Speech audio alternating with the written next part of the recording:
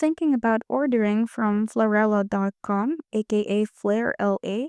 They're all over with ads for mystery boxes, especially for cute collectibles like Labubu. But the big question is, can you actually trust them?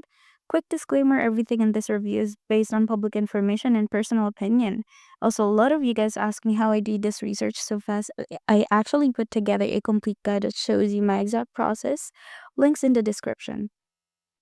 Flair LA shows up with a clean looking site and eye catching deals on collectible toys, but when it comes to real feedback, there's not much out there.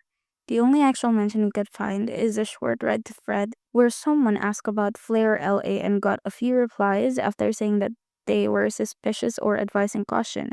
That's not super reassuring. No other major reviews, warnings, or confirmations online, just crickets. So, is Flarella.com legit?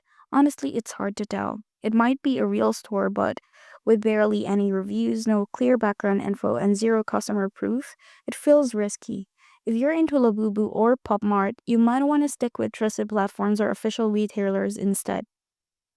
Tried Flair LA yourself? Got your order or nothing at all?